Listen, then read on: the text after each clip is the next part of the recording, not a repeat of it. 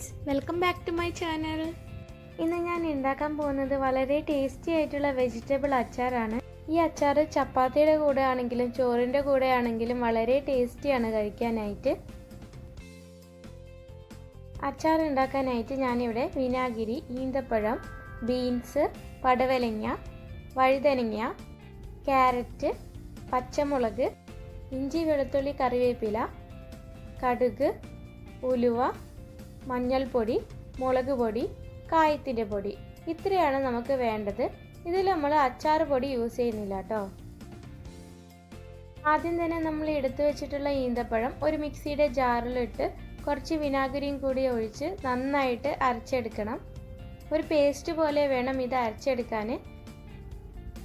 ഇതുപോലെ ഇരിക്കണം നമ്മൾ അരച്ചെടുത്തത്. ഇനി നമുക്ക് ജീരകം വറുത്തെടുക്കണം. ഇത് ലോ ഫ്ലെയിമിൽ ഇട്ടിട്ട് വേണം വറുത്തെടുക്കാൻ. നല്ലതുപോലെ ഇളക്കി കൊടുത്ത് വേണം ജീരകം വറുത്തെടുക്കാൻ. കരിഞ്ഞു പോകാതെ സൂക്ഷിക്കണം. ഇതിപ്പോൾ ഏകദേശം ആയിട്ടുണ്ട്.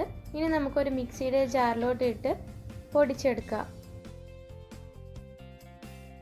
ഇനി നമുക്ക് കുറച്ച് ഓയിൽ ഒഴിച്ച് ഉലുവ വറുത്തെടുക്കണം. ലോ ഫ്ലെയിമിൽ വെച്ചിട്ട് വേണം ഉലുവ വറുത്തെടുക്കാൻ, അല്ലെങ്കിൽ പെട്ടെന്ന് കരിഞ്ഞു പോവും. ഇനി വറുത്തെടുത്ത ഉലുവ നന്നായിട്ട് ചതച്ചെടുക്കണം.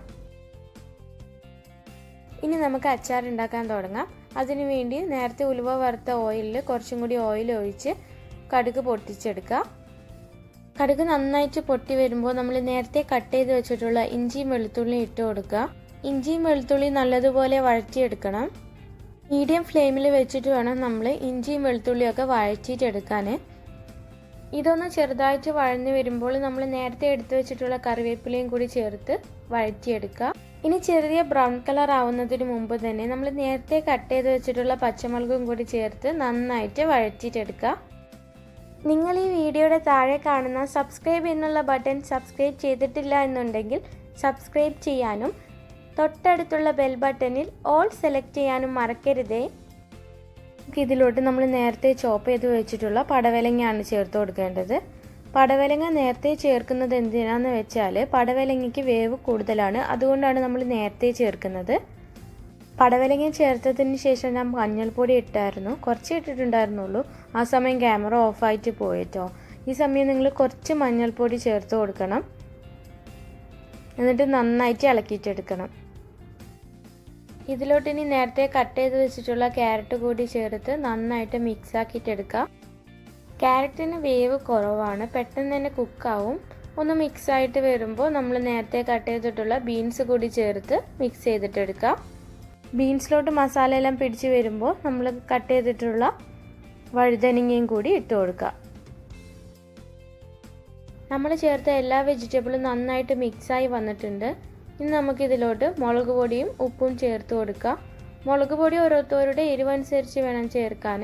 ഞാനിവിടെ 2 ടേബിൾ സ്പൂൺ മുളക് പൊടിയാണ് ചേർത്ത് കൊടുത്തിട്ടുള്ളത്. ഇതിലോട്ട് നമ്മൾ നേരത്തെ പൊടിച്ചു വെച്ചിട്ടുള്ള ഉലുവയുടെ പൊടിയും കൂടി ചേർത്ത് നന്നായിട്ട് മിക്സ് ചെയ്തിട്ടെടുക്കുക.